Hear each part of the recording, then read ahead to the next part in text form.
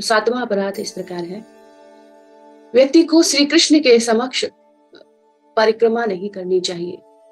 श्री कृष्ण यानी कि भगवान के समक्ष किसी और की परिक्रमा करना, जैसे भगवान के सामने किसी और को प्रणाम नहीं करते, मंदिर में किसी अन्य को प्रणाम नहीं करते, ये अपराध है। वैसे ही भगवान के सामने किसी और की परिक्रमा नहीं करते। परिक्रमा करने का अर्थ क्या है, क्या महत्व है परिक्रमा का, क्यों करते हैं परिक्रमा? परिक्रमा करके हम भगवान को ये बताते हैं कि आप हमारे केंद्र बिंदु हैं, आप हमारे जीवन के केंद्र बिंदु हैं। ये बताने के लिए हम भगवान की परिक्रमा करते हैं। तो भगवान के सामने किसी और की परिक्रमा करना या फिर किसी और को प्रणाम करना, तो हम ये दिखाते हैं कि आपसे भी ज्यादा महत्वपूर्ण मेरे लिए कोई और भी है। तो ये अपराध में आता है। भगवान सर्वप्रथम है हमारे लिए, सबसे पहले। जब मंगला में देखा, मंगला में या फिर संध्या के समय जब मंदिर में तुलसी आरती शुरू होती है, तो तुलसी आरती के समय हम तुलसी जी की परिक्रमा करते हैं। तो उस समय भगवान के पट बंद होते हैं, भगवान के पट बंद कर दिए जाते हैं। इसीलिए खुले पट में ना तो तुलसी आरती होगी और ना ही तुलसी परिक्रमा। तो घर पे भी जब तुलसी परिक्रमा करें, अगर सामने ठाकुर जी हैं, वो तुलसी जी को रख के परिक्रमा कर रहे हैं, तो हमें पट बंद कर देने चाहिए कि भगवान के सामने किसी और की परिक्रमा नहीं करते, वृंदा देवी की भी नहीं। पट बंद करने के बाद ही परिक्रमा करनी चाहिए। तो भगवान के सामने, कृष्ण के सामने, श्री विग्रह के सामने किसी और को महत्वता देना, प्रणाम करना, परिक्रमा करना, ये क्या है? ये अपराध की ओर आता है, ये अपराध दर्शाता है। भगवान के समक्ष किसी और को प्रणाम करना। जब हम किसी को भी प्रणाम करते हैं, तो प्रणाम करने में हम ये दर्शाते हैं कि मैं कैसा हूं, मैं निम्न हूं और आप श्रेष्ठ हैं। श्रेष्ठता बताते हैं कि आप मुझसे श्रेष्ठ हैं और मैं निम्न हूं। प्रणाम करने का ये मतलब है। प्रणाम करना यानी कि खुद को निम्न समझना और सामने वाले को श्रेष्ठ समझना। तो जब हम भक्तों के बीच में भी आपस में प्रणाम करते हैं, तो प्रणाम करने का यही उद्देश्य होता है।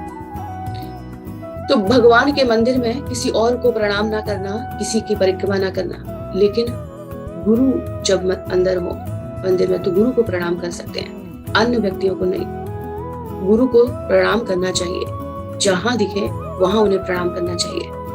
गुरु को प्रणाम कर सकते हैं और अन्य को नहीं, अन्य व्यक्तियों को नहीं। तो प्रणाम करके हम ये दर्शाते हैं कि आप मुझसे श्रेष्ठ हैं, मैं कैसा हूं, मैं निम्न हूं। तो जगदानंद पंडित जी यहाँ पर यही बता रहे हैं। तो भगवान के समक्ष पैरों को फैलाना, ये भी क्या है? अपराध में आता है। भगवान के मंदिर में हैं, बैठे हैं और हम क्या कर रहे हैं? पैर फैलाकर बैठे हैं। तो ये भी क्या है? अपराध। भगवान के सामने पैर फैलाकर बैठना। राधा रमण मंदिर वृंदावन में, वहां देखते हैं कि ठाकुर जी जहाँ बैठे हैं वो ऊंचाई है, ऊंचा चबूतरा जैसा बना है और ऊपर मंदिर है, वहां ठाकुर जी बैठते हैं और नीचे भक्त लोग होते हैं। और ठाकुर जी के ही सामने नीचे की तरफ थोड़ी सी और ऊंची जगह है, जहां पर भक्त बैठकर कीर्तन करते हैं, भगवान को रिझाने के लिए, भगवान को प्रसन्न करने के लिए कीर्तन करते हैं। तो जो वहां पर भक्त कीर्तन करते हैं, तो वहां का नियम है कि कोई भी जैसे नया व्यक्ति पहुंचे और वह कीर्तन सुनने के लिए या फिर करने के लिए बैठता है, तो उसे ये ध्यान रखवाया जाता है, या तो पैर ऊपर करो, या तो पैर ऊपर करके बैठो, और या तो फिर पैर ऊपर करो, नहीं तो नीचे करके ऐसे करके सामने लटका के पैर नहीं बैठते, उस पे नीचे पैर लटका के सामने से नहीं बैठते, जिससे भगवान को क्या होगा? पैर दिखाना होगा, ये अपराध में आएगा। अगर बैठना है तो अच्छे से ऊपर पैर करके बैठो, ये वहां का नियम है।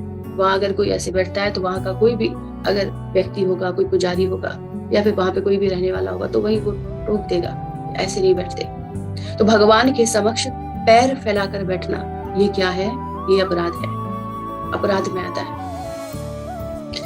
भगवान के समक्ष एड़ी या घुटने पकड़कर बैठना, ये भी क्या है? अपराध। भगवान के सामने एड़ियों को हाथ लगाना या फिर घुटनों को हाथ लगाना, ये भी अपराध में आता है। अपराध है ये। भगवान के समक्ष कोहनी को पकड़ना, ऐसे करके बैठ गए, ऐसे, ये भी क्या है? अपराध। भगवान के समक्ष ऐसे नहीं बैठते। भगवान के सामने सदैव हाथ जोड़कर बैठना। भगवान के समक्ष सदैव हाथ जोड़कर बैठते हैं। इस तरह से हाथ मोड़कर और कोहनी पकड़कर नहीं बैठते। ये अपराध है।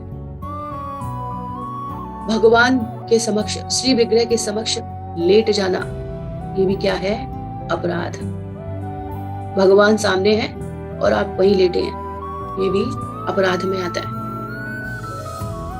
आप संसार में भी किसी विशेष व्यक्ति से मिलने जाएं, वहां आपकी उसके साथ मीटिंग चल रही है, आप मिलने गए, तो क्या आप वहां लेट जाते हैं? ऐसा करते हैं? किसी विशेष व्यक्ति, मान लो किसी मंत्री से मिलने गए, प्राइम मिनिस्टर से मिलने गए, किसी ऐसे विशेष व्यक्ति से मिलने गए और आपकी उससे वार्ता चल रही है, आप सामने बैठे हो, तो क्या करोगे? आप लेट जाओगे? नहीं, वहां हम ध्यान रखते हैं। और भगवान के समक्ष जो अनंत ब्रह्मांडों के मालिक हैं, उनके समक्ष इन छोटी छोटी चीजों को हम भूल जाते हैं। तो ये अपराध है। भगवान के समक्ष लेट जाना, ये भी क्या है? अपराध में आता है। अब मान लीजिए घर में फिर कैसे करें? किसी के पास 1 रूम सेट ही है, एक ही कमरा है, उसी में ठाकुर जी भी हैं और वह खुद भी है, तो वह कैसे करें? तो भक्त क्या करते हैं, जब ऐसी स्थिति होती है तो पर्दे को लगा देते हैं, पर्दा लगा देते हैं। जब उन्हें आराम करना हो, रेस्ट करना हो, या फिर प्रसाद लेना हो, तुलसी पूजा करनी हो, परिक्रमा करनी हो, प्रणाम करना हो, तो ठाकुर जी के सामने नहीं करते, फिर क्या करेंगे?